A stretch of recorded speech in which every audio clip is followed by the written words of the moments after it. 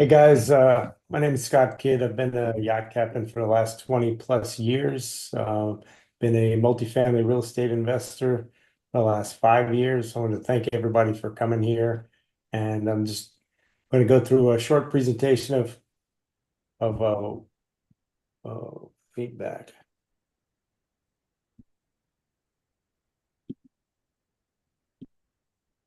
Sorry about that. I was getting some feedback, but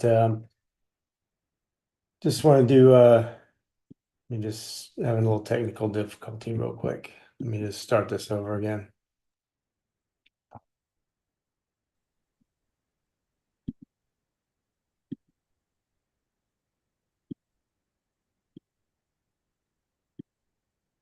Okay, can everybody see that? Yep. Okay, great. Yep. Um, um, Again, my name is Scott Kidd. Um, Been a yacht captain for the last 20 years, and I've been a multifamily real estate investor for the last 5 plus years. Just going to do a short presentation on what I do to find a market, and um, and then we'll go through and do some short Q&A, and then we'll go around the room and have everybody introduce themselves and find out what everybody's working on. But these are, so let's get started. Um, People always ask why market selection matters. Well, market selection matters because location matters. We can't change the location. Um, population, Population, job and rent growth, property appreciation, and personal incomes along with occupancy and are factors that we should consider. Location. We can't stress that enough. It's you know, you can't change the location, you can't change the market. I would suggest you look in your area first, and the next factors you should do is, potentially look in your backyard or someplace close by within an hour or two. Um, when evaluating a market, some key factors to look at are population growth, job growth, and income growth. Um, Rising population fuels demand for rental properties. Phoenix has one of the fastest growing populations in the US, so 1.5% per year for the last 10 years. So it's worth taking a look at how to see those trends. You can look at northamerican.com. They have a migration map that I suggest you should take a look at. As far as job growth, cities with diverse and expanding job markets and low unemployment, DFW is a prime example. A lot of corporate relocations. They have a strong tech, healthcare, and finance, and population generally follows job growth. Income growth is another one. As wages rise, tenants can afford higher rents, which will boost your cash flow and boost your net operating income. Austin's tech sector has driven a significant increase in high-paying jobs. Columbus, Ohio is very similar, and we love Columbus, Ohio. It's a great market along with Austin. Rent growth is another one. Cities like Phoenix and Atlanta are experiencing some steady rent growth due to high demand and rental housing. Rentometer and apartments.com are two great things to look at when tracking rents for areas. Supply and demand is another one that we look at. How many units are coming online? What is the demand? Are they oversupplied, undersupplied? What is the average occupancy? What is the vacancy rate for the areas? I suggest you look at and speak to property managers and investors in the area. You can always go to meetups and stuff like that. Crime rates and quality of life are really important. Austin and Columbus are very attractive to live. They both rank really high on quality of life, and they're very attractive for long-term growth. People love living there, so they usually stay there and keep paying the rent. Staying out of areas where crime is above the national average is paramount, because if it's a high crime area, they're much harder to manage. D-class area, while people do very well and have success there, it's very management intensive. Some top markets that we like to look at are, one is Phoenix, Arizona, has strong population growth and influx of business. Has very consistent rent growth and low vacancy rate. It's very popular with young professionals and retirees alike, both strong rental groups. Um, Dallas Fort Worth, again, it's a very diversified economy, and major corporate relocations have been there. Companies like Raytheon and CBRE have just recently moved there from California. As we all know, there's a lot of corporate headquarters moving to Dallas, the Dallas area. I mean, it's seen strong rent growth and demand for multifamily. Dallas-Fort Worth has a large supply of new construction coming along, so definitely check your submarket and make sure there's not an oversupply really close to where you're looking to invest. Austin, again, is a very tech-driven economy and is very attractive for young professionals, which leads for high rent demand for apartments. Rents have skyrocketed in the last few years. But currently rents are flat, but growth is expected for long term. Atlanta, Georgia is another place. It's generally very affordable and a very strong job market, a growing financial hub, and which keeps rental rental prices very high and demand very high. It's attractive for young renters because of its affordability and rent to income ratio, which you should always look at the price of rent to your income in the area. Columbus, again, can't say enough great things about Columbus. It's rapidly becoming a tech hub, and thanks to significant investments from Intel, Amazon, and Honda, it's a booming tech place, and its added advantage of being the state capital and home to Ohio State University, which provides a highly educated workforce.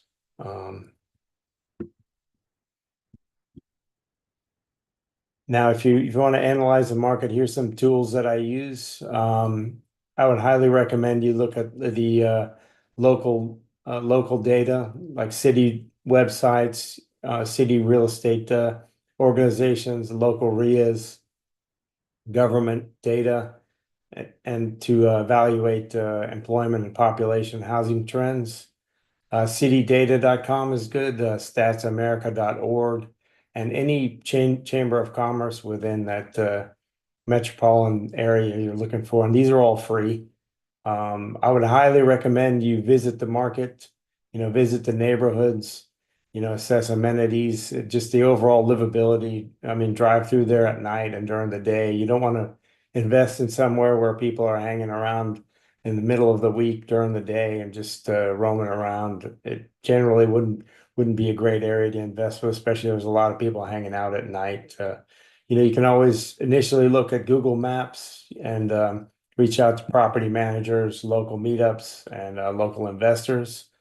Those are always great things to do while you're in visiting the market to get a feel of everything. Definitely keep networking with local experts. You have your local real estate agents, property managers, local RIAs, meetups, other investors can offer great insights, and you could also potentially find a partner which would give you boots on the ground. And I highly recommend that. You don't really want to leave anything unattended. You definitely want to understand and explore the submarkets because not all areas within the city are the same. DFW, for example, is a large and diverse market. Some areas vary from neighborhood to neighborhood, some vary block by block. Do your homework. I've always said one thing that I always looked at, if my wife can't pick up the rent in person safely, it's probably not a good area, even though everybody pays for everything online now. But that's just something that I look at. Well, thank you everybody for watching my presentation, and I'd just like to open it up for some questions if anyone has any at this time.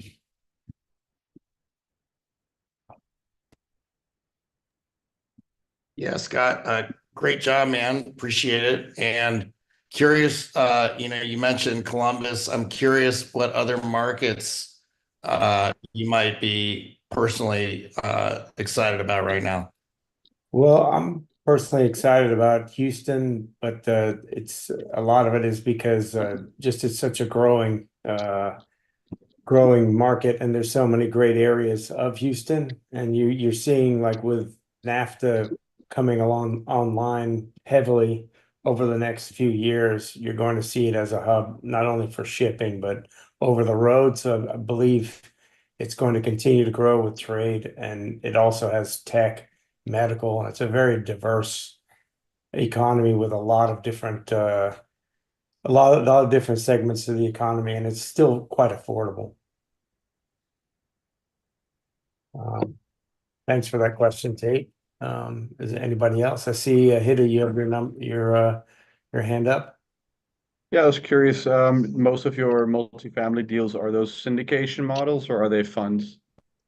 Uh, I do a range. I'm a passive and active investor. I invest as a limited partner in a few deals in Ohio, one in Columbus, one in Cleveland, and also have some co-GP investments, which one is in North Carolina, and we're working on some other deals in Columbus as well, and also Houston. And I'm also a joint venture partner in a 13 unit in Daytona in Florida.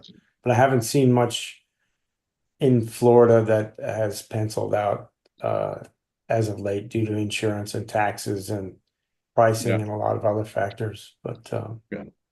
hey, thank you. Um, Great question. Is any other questions? It seems like there's been sort of a shift from the southeast Sun Belt to the Midwest. Are you observing some of those trends, and are there any Midwest markets? Obviously, Columbus sort of fits that bill. Any others that you're seeing out that way? I was watching Kansas City for quite some time, and I know Indianapolis. I kind of have an eye on as well. I was looking at Chattanooga. It keeps coming up quite a bit in Tennessee. Also, just because I've known a few people that lived in Chattanooga, and I drove through there a few times in my younger days, and I loved the town. It was just a nice place in the hills, and kind of I mean, it's probably this is 20 years ago, but still have a still have a good feeling for Chattanooga was a dump. It's kind of held up as a really good example of a place. Like Knoxville has tried to pattern their development to what Chattanooga did about 20 years ago, because it used to have like the highest murder rate and one of the highest murder rates in the Oh, nation, and had a lot of problems. But they've really fixed up the downtown. I'm actually going down there tomorrow to tour a property that's just outside of Chattanooga. So I'll report back to excellent. you. Yeah, that would be great. I'd love to hear more about that because I guess I missed all the high crime when I was there 20 years ago. Yeah, no, it's a pretty good place now for sure. I like the location. It was nice. It was central to in the country, and it was in a nice scenic area. So, but It's pretty no, good. that's interesting. That's great feedback. That those are some other markets. What other markets are you looking at, Tom? I'm really focused personally, obviously working with you and some others up in Columbus, and very interested in that market, as you said, but also East Tennessee, and even still, Kentucky, Lexington, Louisville, Lexington. a couple of connections that have properties in those locations, and they're looking for more. So that's my real focus area: East Tennessee, Lexington, Louisville areas. And, I kind of like some of the small towns that are outside of those bigger cities. They Yeah. don't get the press. If you're 30 miles outside of a big city in like a small town, sometimes they benefit from the hot market. And that's Yeah. been what I've found here where I'm at. So those kind of properties, that's actually this property in Chattanooga. It's 30 miles outside of Chattanooga. So we'll see. But Chattanooga's pretty hot, and some people don't want to live in the city, and it spills out into those suburbs. Yeah, that's a great point. The secondary markets are can be a good play, even the tertiary markets. The secondary markets definitely benefit from the large metro areas. Plus there's less competition, with all the brokers and all the other investors and everyone else. You can sometimes get a good in. Then there's less brokers to call, and you can keep following up with them a lot easier. Yeah, I like the same about secondary markets and even tertiary. It's the competition is a lot less, and it's also, as a smaller investor, without having $100 million fund, it's a lot easier to still pick up a relatively good deal versus downtown DFW where you're competing with these big guys. For sure. Excellent. Yeah, that's a great point. I mean, it's definitely makes a big difference. Someplace like Dallas, there's so many secondary and tertiary markets that are, benefiting from there. And you have a lot of tech and corporate headquarters that are a little bit out of town in a whole nother town that you can focus solely on those areas, and you might do very well. Yeah. Uh, any other questions anybody have about markets or no? Okay. Well, I'd like to take the time if everyone wants to go around and just introduce themselves and s- just a brief intro and tell us what you're working on. Guess we'll start with you, Hida, since you're at the top of my list. All right. Well, my name is Hidde Brenningmeijer. I am from the Netherlands, and of the last 8 years, I have been a yacht chef. Just same area, I guess, as you, Scott.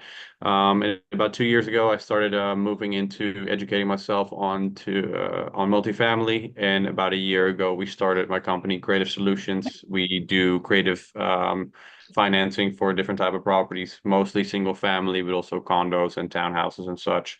And yeah, we also teach people on private lending. So rather than being an LP, for example, on these bigger units that usually require 50 grand or more, we do private lending programs with single family properties, where people still get better returns than the market or 401k, but don't necessarily have that big step of putting $50,000 down to be an LP on a multifamily.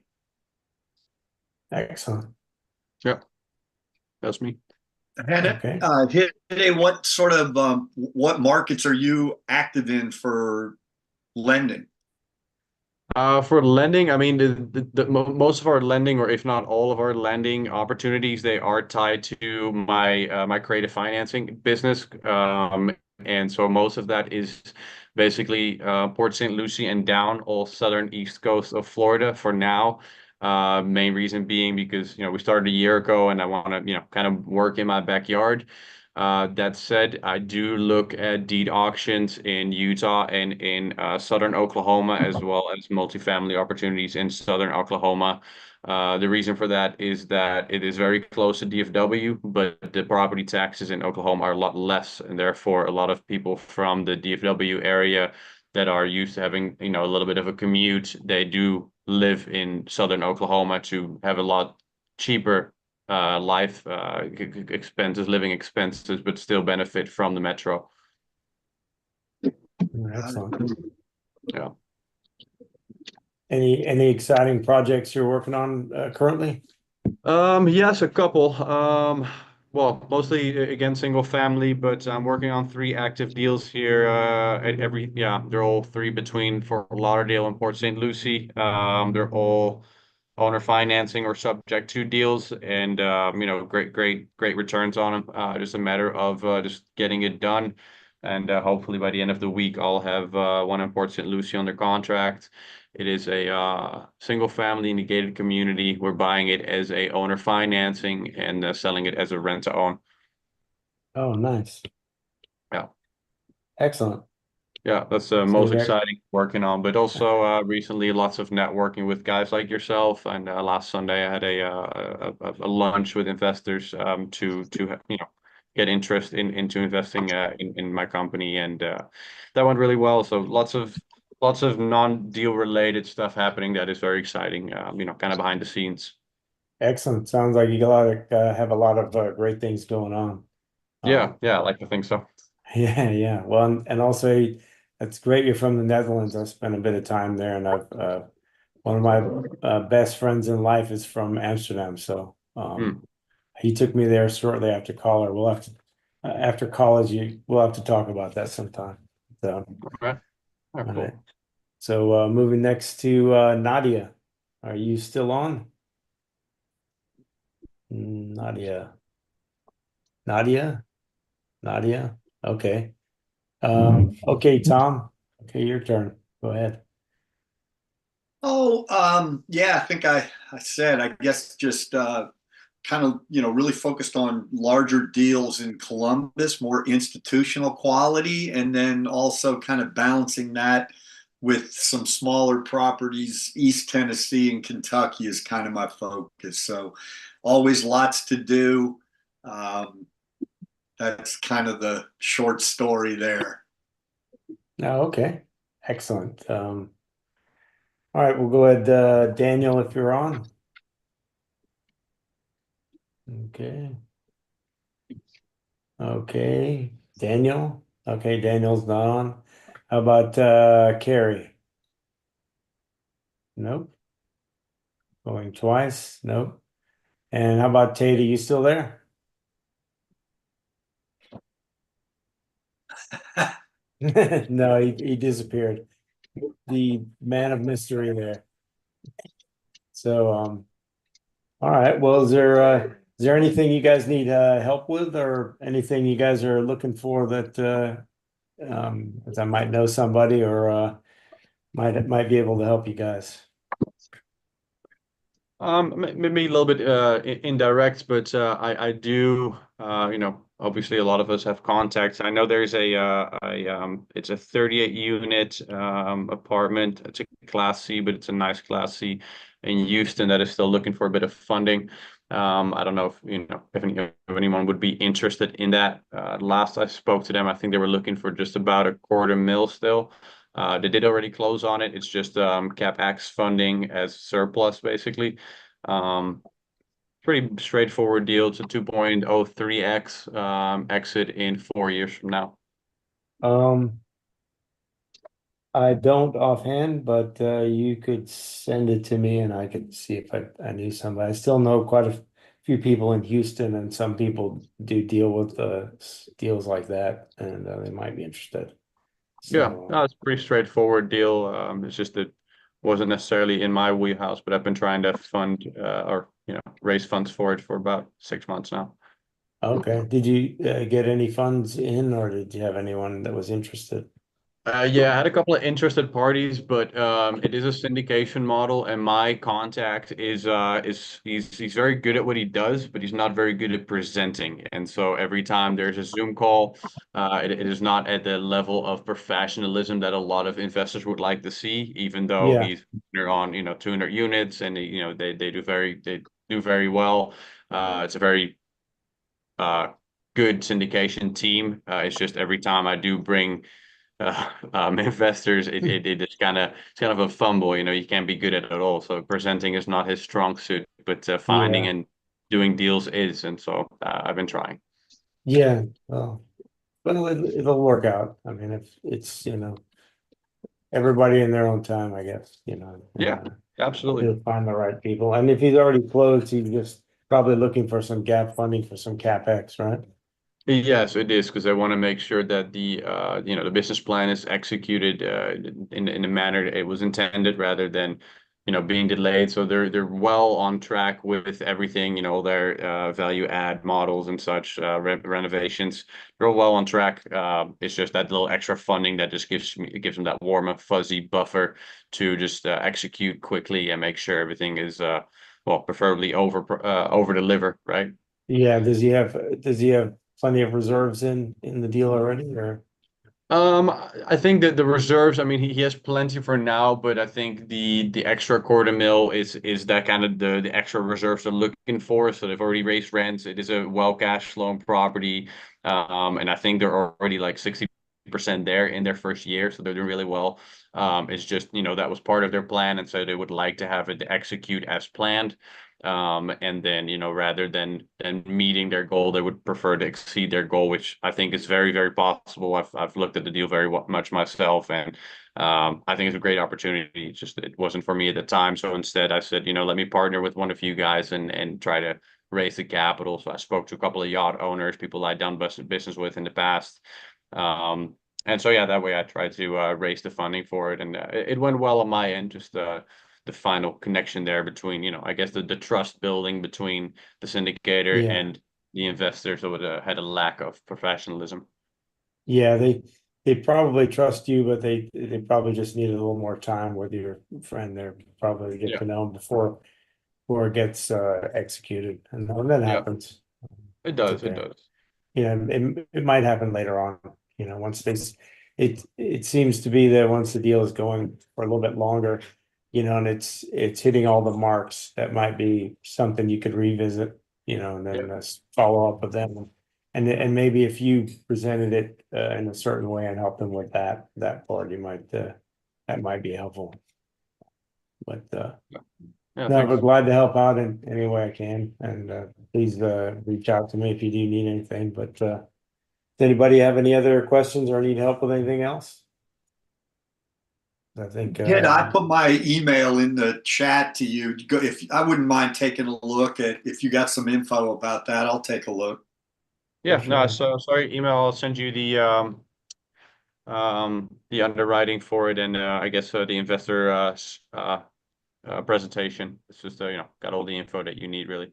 And if that's something you want to hear more about, I can definitely put you in contact with my guy. Sounds Yeah, good. Thank you. you used to live in Houston too, didn't you, Tom? I did 11 years, as a matter of fact.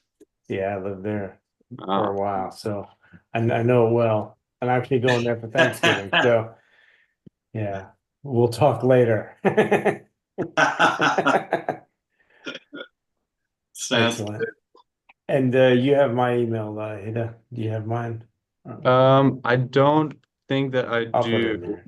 I'll put it in there as well. You can just send it to me as well. And Righty. Very well. Yeah, I'll send it to you both. Just it's pretty basic. It's straightforward. It's a 38 unit. It's not it's not $100 million purchase. yeah, sometimes it seems to be those ones that are in between are harder to fund and harder to find people. They are, because it's not the next shiny object. A lot of Yeah. people they love those 10x type of buildings with all the amenities, which is great, but that doesn't mean there's no profit in the smaller deals, right? Yeah, yeah. And actually, the 13 unit that we have, that's does really well, and it just keeps ticking over like clockwork. It's we'll probably keep it for as long as we can. Yeah. But well, if anyone doesn't have any more questions or anything, or doesn't need anything else, I really appreciate you guys signing on and for the presentation and networking, and it was great to meet you, Hida, and hopefully we'll be talking again soon. It's always good to Yeah, see you, Tom, and everybody else on the call. Talk to you soon. Thanks, Thanks, guys. Scott. Have All a good right. one. Bye. Bye-bye.